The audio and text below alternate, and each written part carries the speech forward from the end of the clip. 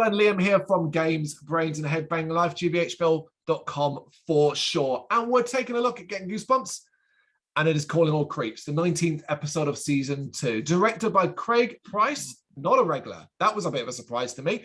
And I think you can notice the difference in style here.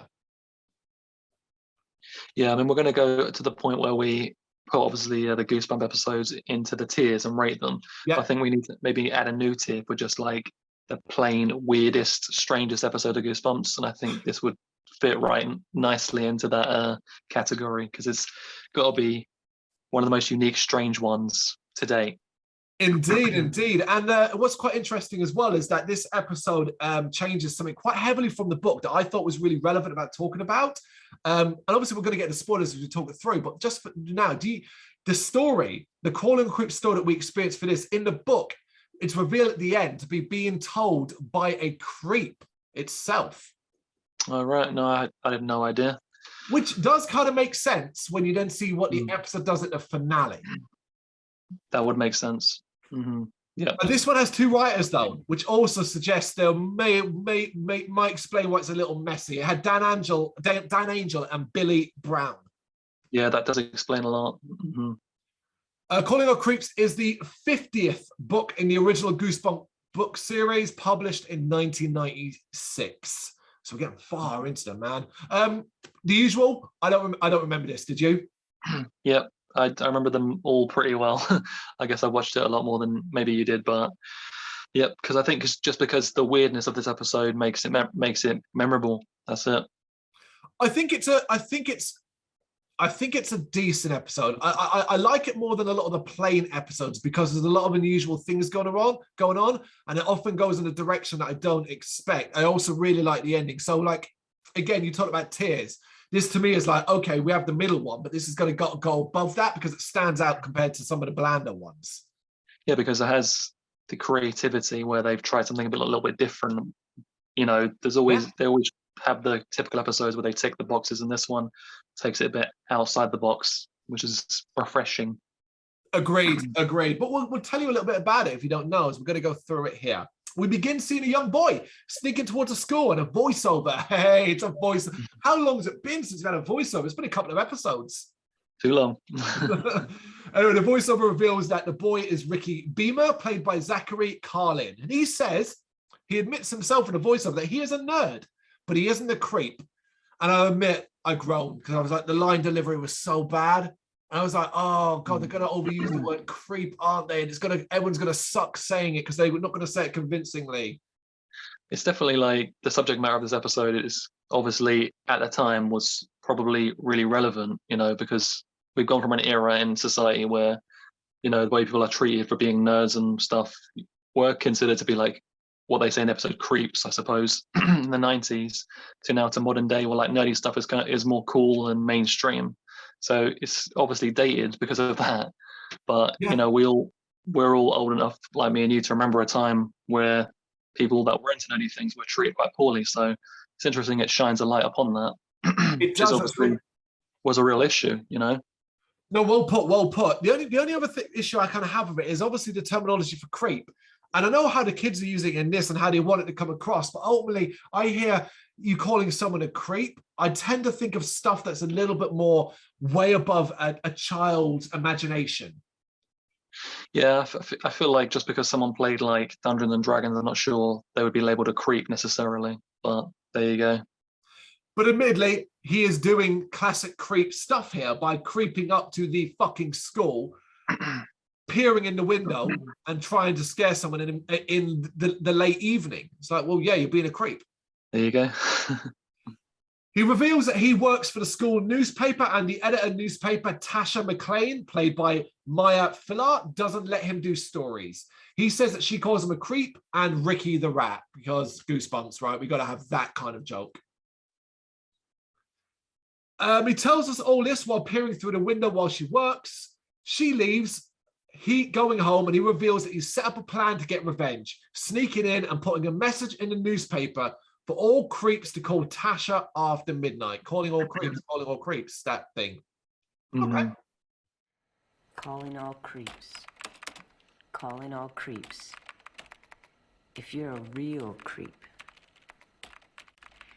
call Tasha McLean at 555-0109.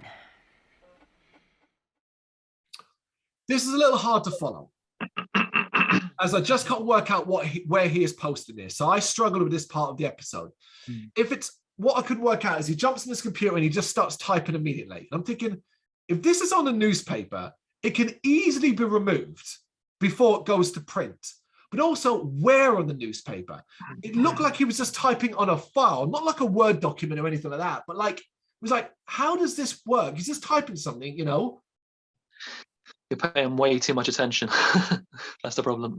Yeah, I mean, I guess I do sometimes. I like, because like I said, I'll watch like a minute of an episode, pause, and then sit there and typing out what I thought or what happened and stuff like that. So a 22-minute episode tends to take me about 45 to an hour, depending upon the length of it, to do all the notes. When they made these, they definitely never thought that two guys would sit recording through like a video chat, dissecting every little detail and being like, oh, there's no way he could be actually creating a newspaper article. Who would approve it? It'd have to get approved and published. Like, I don't think they ever thought that. But it's a fair point. Yeah, there's going to be another one later on when I get to the reach of this school paper, but we'll get to that. Happily, the sound of Tasha and the teacher returning disturbs him, and he quickly leaves by the window, but gets his jacket caught, kind of leaving him hanging half in and half out.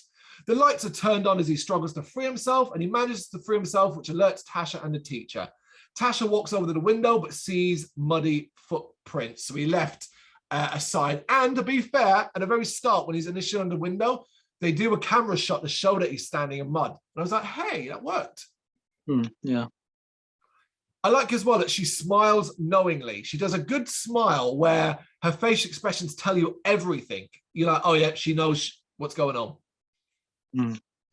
She closes the window, telling the teacher, who's Miss Richards, played by Denise McLeod, that it was nothing. We then see that Ricky's hiding directly under the window. And his voiceover then says that the story just started getting weirder and weirder after this. So effectively, that's our prologue.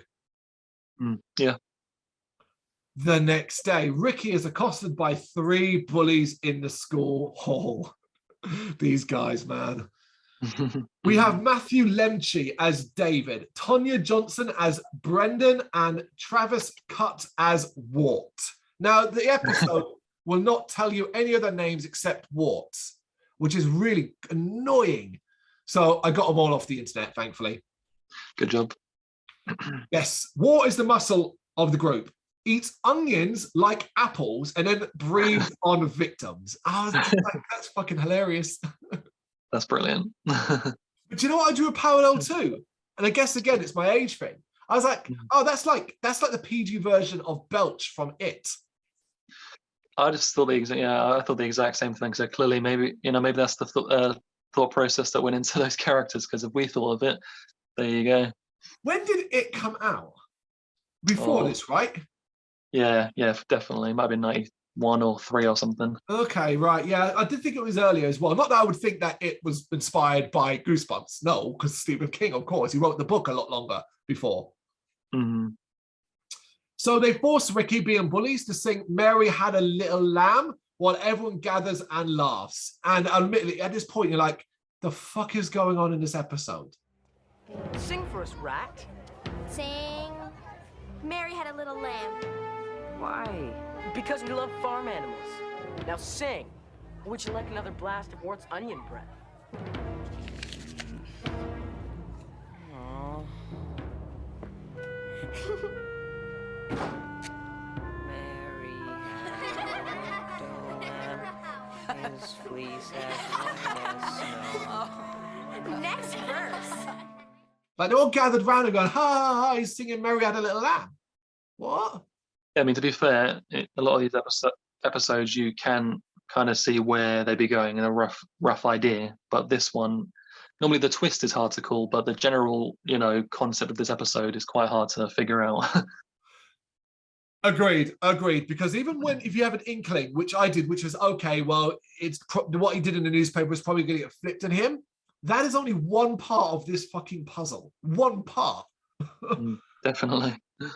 So one girl in particular watches on uncomfortably, though, as a teacher arrives to break everything up. The girl then talks to Ricky and introduces herself as Iris Chandler, played by Hamil Rustia. She laughs at his non-joke, and at lunch, he warns her not to eat the tuna surprise. And I felt really sorry for the lunch lady because he says all this in full view of that lunch lady, who generally looks a bit like, oh. She put her heart and soul into that tuna surprise. She will, yeah, she'll talk about it later on. We get a fair bit about the tuna in this, you know? Yeah. Here's the thing, right? When you're going to make food like that, and I know this shit exists, first off, nobody wants a meal made out of complete tuna. Come on. Come on. But also, stop calling it tuna surprise. What's the fucking surprise? It's tuna. So much wrong with it, but there you go. Ricky wonders why Iris is talking to him, and sometimes I get a bit mean in my notes, and I wrote, "He's such a fucking nerd." It was annoying me. Yeah, well, that's what he's supposed to be. So, as they go to sit down, the bully David trips him up, and he ends up face down in his lunch. So, classic pratfall. Yeah. Mm.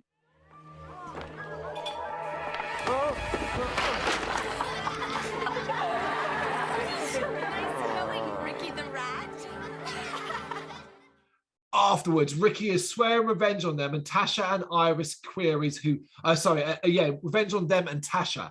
And Iris queries who Tasha is. He tells Iris that Tasha is the one who started the bullying, and the others just follow along. He tells Iris that he put something in the paper, but doesn't have time to explain as he has to leave school early. Okay, all right. Mm. We then see Tasha watching from a distance with a smug smile on her face before she puts down a stack of newspapers. Now, maybe this is a more American thing, and I know school newspapers exist in America, but I've never seen a school newspaper that went to print. And I don't mean wasn't just A4 pages stapled together, but was a newspaper that apparently everybody looked forward to reading on a daily basis. What? Oh, I've seen it be a common occurrence in a lot of TV shows and movies that are based in high schools, and they seem to have a person that's the editor, and the American schools system, the whole system is weird, man. Yes, it would make more sense in a college/university environment, because it probably would be tied into your course if you do media studies or something like that. But at what is, I guess, high school, secondary school for us, I don't know. Yeah, I've even seen in things where someone is the designated photographer for the newspaper, and they have a dark room where they print out the photos and stuff like that. Yeah, American high schools are something else, man. Yeah, man. It sucks over here. Yeah. That night, Ricky is woken by his phone ringing in his room. It is Iris who says that she saw the newspaper and that he is in trouble. Ricky's father then comes on the line and tells Ricky to get off the phone and go to sleep. So Ricky hasn't quite got the detail he needs at this stage, because his dad's like, go to bed. Yeah. Mm. Ricky hangs up before he can find out what happened.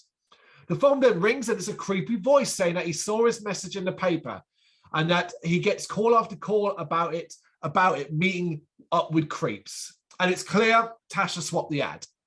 Yeah. I saw your message in the paper. Huh? What? Who is this? I saw your message in the paper.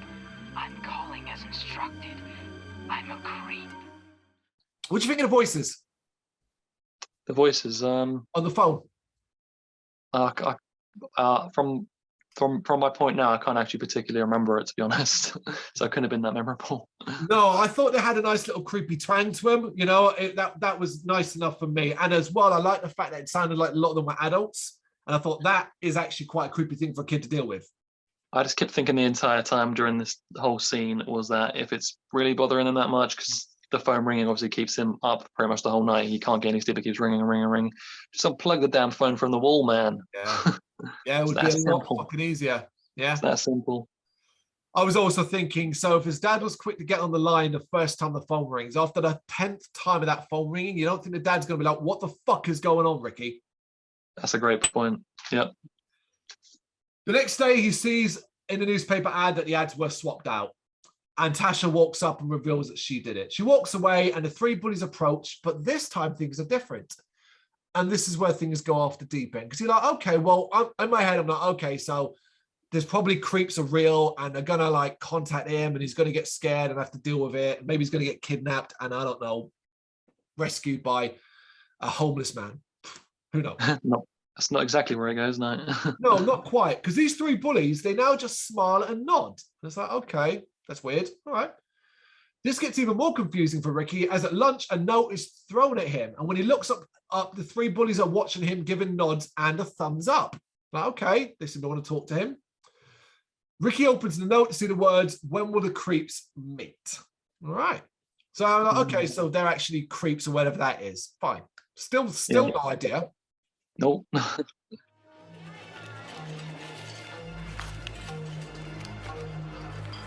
When will the creeps meet? Later, Ricky arrives at his locker to see red paint dripping from inside. He opens it up to find the same note written in paint on the inside. So they went from give him a note to go get a bucket of paint, break into his locker, and paint it. Big extreme. Yep. We then get a hand on the shoulder. Jump scare. I swear that's coming up in every episode at the moment. A hand on the shoulder. The dread. Yeah. But it's Iris who talks to Ricky about the creep situation. She then invites him to come shopping with him after a bake sale. Ricky is a fucking nerd about it. Why would you want to go shopping with me? Shut up, you nerd. But he does agree to come. Oh, you know when they just try too hard? They're trying too hard to make him seem like such a loser that I end up almost like my angry bully side comes out and I'm like, oh, I want to take his lunch money. You know? Because he's such a nerd. I can't imagine that's what they were going for, but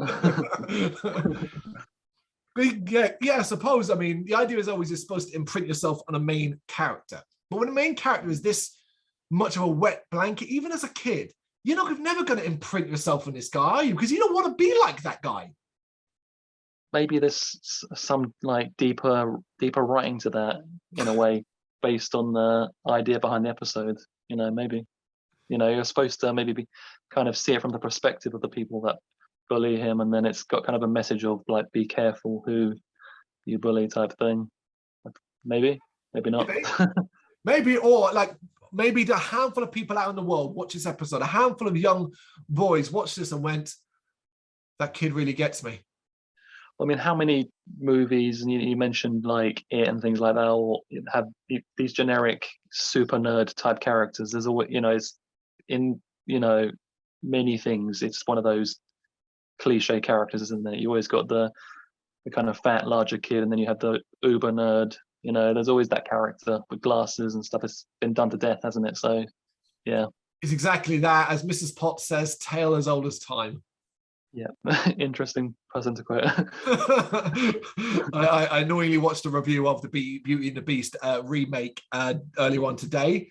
A famous reviewer as well on YouTube, a great reviewer, and that's just stuck in my head now. Oh, right. You're not seen it yourself?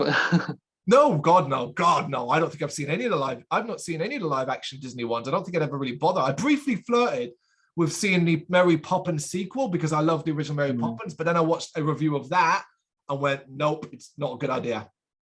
Yeah, it's okay. But let's not get into talk about Mary Poppins. Yeah, we've gone off track here. That night, Ricky takes his phone off the hook and hopes he won't get any calls. A little part of me wanted the phone to ring anyway. I thought that had been a really creepy thing if it rang anyway. Yeah, that'd have been cool. Like I said, the whole unplug it thing, but then maybe it rings anyway. But, yeah. He's then woken up by his alarm clock, but the moment he puts the phone back in the hook, he gets a call, and the voice on the other end tells him to never do that again as they can't make contact. I like this. It sounded a bit threatening and a little bit more up in the stakes. True. We then see Ricky walking in the woods as the phone voice continues to talk about meeting him very soon. He hears a noise, followed by a sack being thrown over his head. Now, this is classic Goosebumps of this show. We have 22 minutes. We need to get somewhere faster. So he's now randomly in the woods, fucking knows why, and he gets a sack thrown over him, and that's that, because we need to move the story on. That's how you're supposed to feel, man. You've had the sack over your head the entire episode. No idea where it's going, and here we go, big reveal time. Yes, indeed. When it's taken off, he's in some sort of dark and dirty building with the three bullies standing over him. They walk towards him intimidatingly, and Ricky is scared. which then turns to confusion as Wart drops to his knees, apologizing, and the others claim they didn't know. And you're a bit like, okay, not what I expected, cool. Come on, you guys. What are you gonna do to me? Please, forgive us. We didn't mean to hurt you. You should have told us sooner. Told you? We meant you no harm. We didn't know. Wart, get up. Yes, sir. We got your message. We are ready. Yeah, I'm with it. I'm with it at this point. Ricky, confused like we are, tells Wart to get up, which the boy does, calling Ricky sir. David then tells Ricky that he got his message and that they are ready before their faces transform into beasties. So they're monsters. And the mask is okay. It's okay. Yeah, I just put that the masks for the creeps aren't too bad, actually.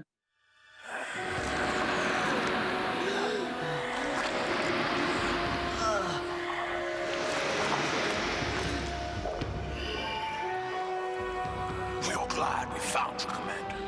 The creeps are ready to serve.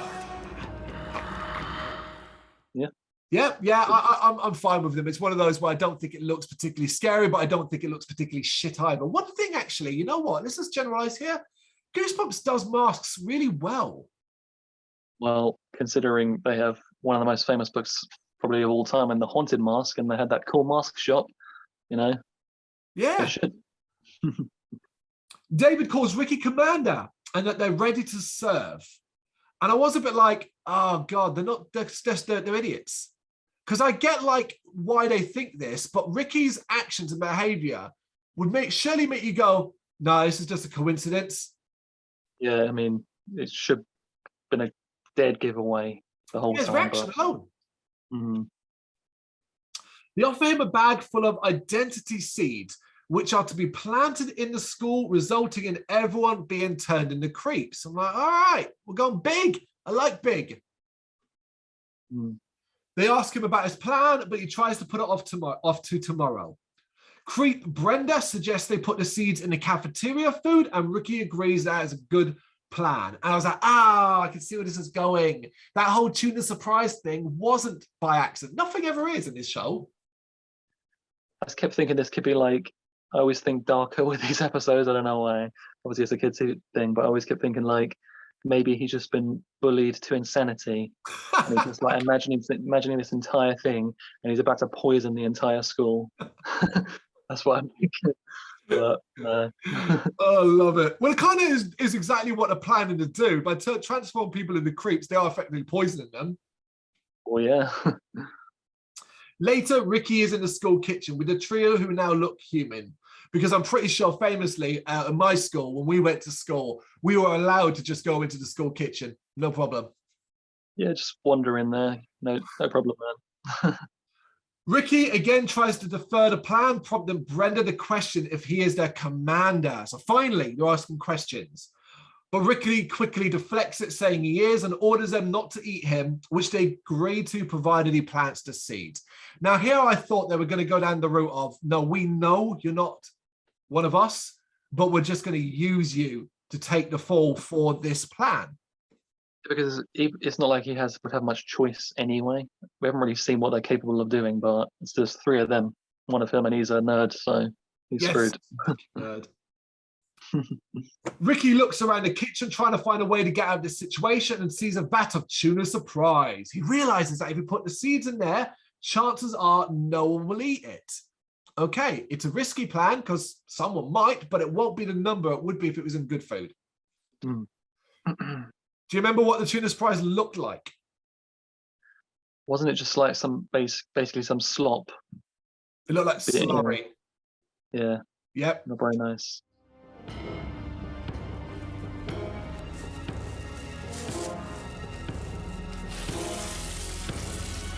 Here it goes.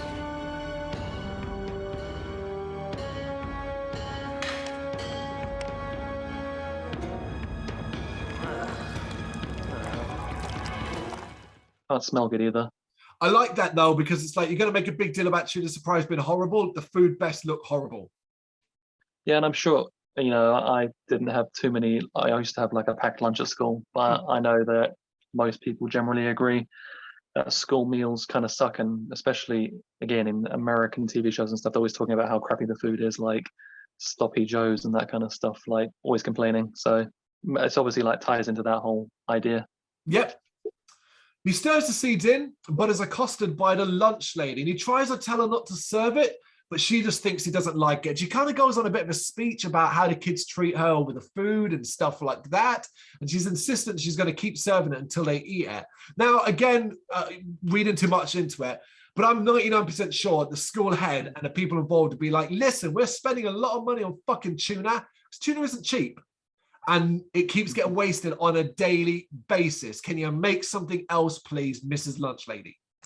Yeah, they kind of, it makes you think that like they're saying that it is like some cheaper form of food, and that's why it's served. Like you said, it's like slurry or something. But from where I'm from, it's not the cheapest food. So I don't know.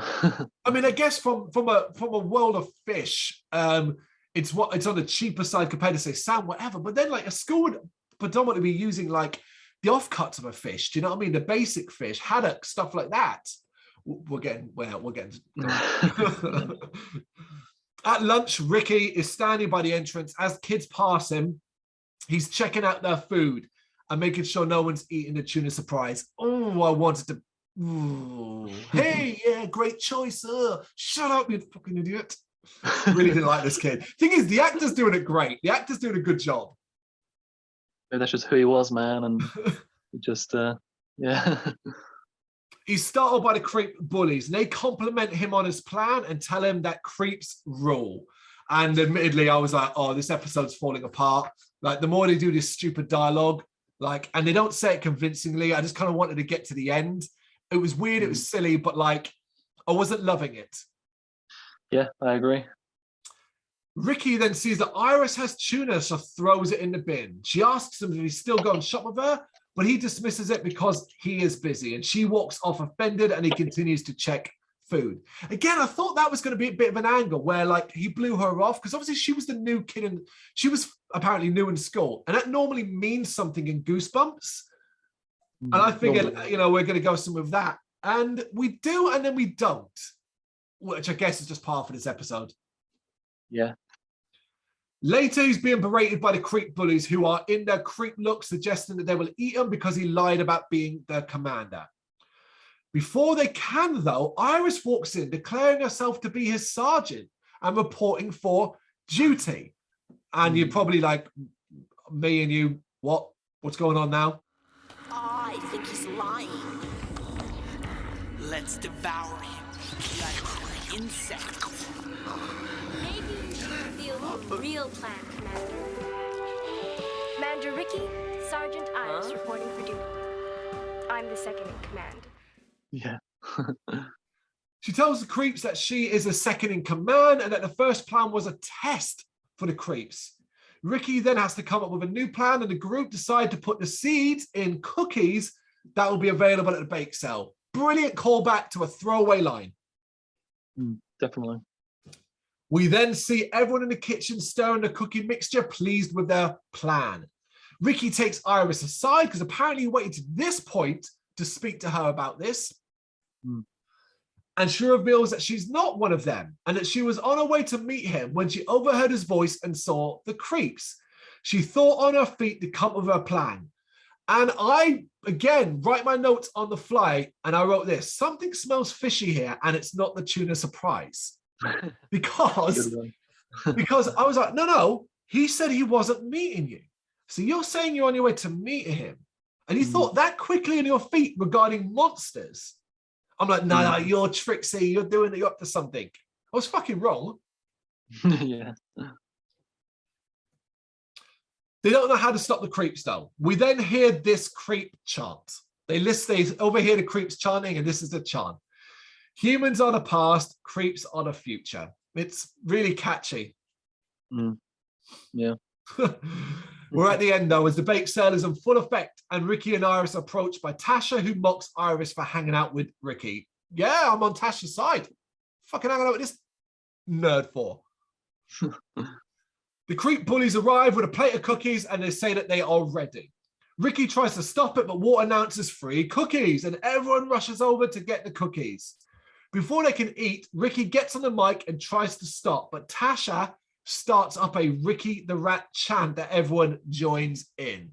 It's Carrie all over again. Yeah, that's what they're going for. Ricky the Rat. Ricky the Rat. Wait, Ricky the Rat. listen to me. Ricky the Rat. You don't understand. Ricky the Rat. Ricky the Rat.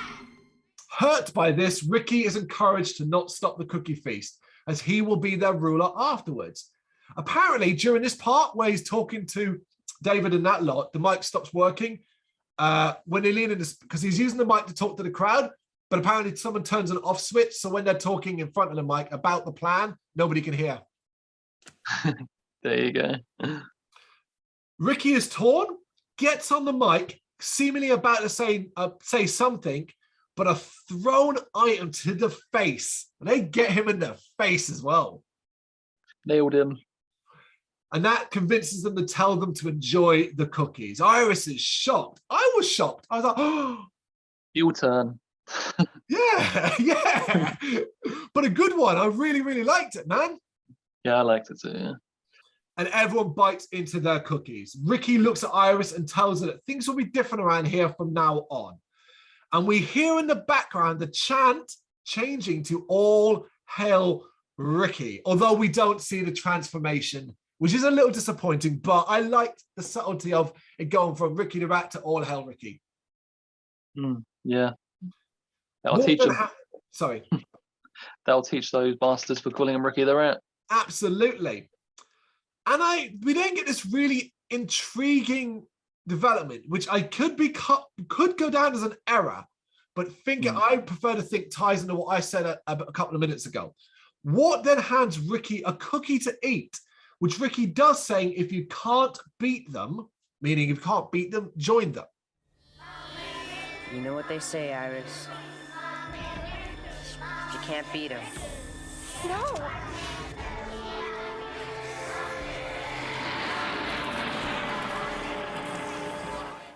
Wait, so that means they knew he wasn't a creep.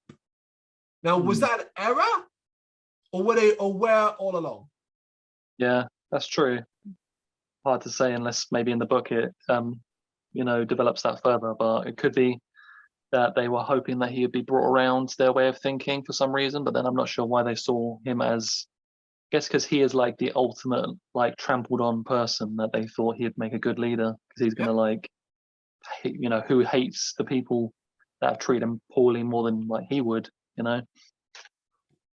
Basically, if you really want to have a dark point of view about this episode, Ricky is indoctrinated.